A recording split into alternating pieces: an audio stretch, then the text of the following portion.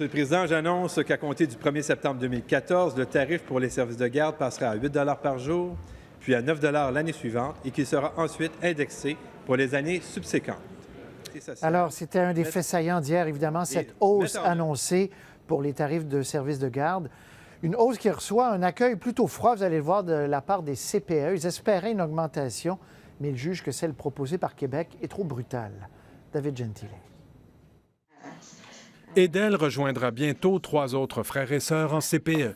Pour sa mère, la hausse de tarifs est synonyme de sacrifice. Les camps d'été, puis les cours de gymnastique, puis les cours de danse, les cours de musique, bien, c'est là que je vais couper, puis ça va s'en aller en service de garde. L'Association québécoise des CPE souhaitait une hausse, mais l'augmentation proposée serait trop brutale, environ 500 $ par enfant par année. 500 $ par enfant, si on en a 3 ou 4 en service de garde, c'est vraiment une hausse importante, et ça, c'est dès la première année.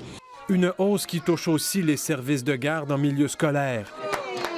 La ministre promet que les millions encaissés resteront dans le réseau des CPE. Cet argent-là va être réinvesti parce que, vous savez, c'est 28 000 places qu'on est en train de faire. En santé, on veut limiter la hausse des budgets à 3 % cette année, mais ça ne suffira pas à compenser l'augmentation réelle des coûts. C'est 400 millions de moins que ce qu'on a besoin, les établissements de santé, pour continuer à offrir les services actuels à la population.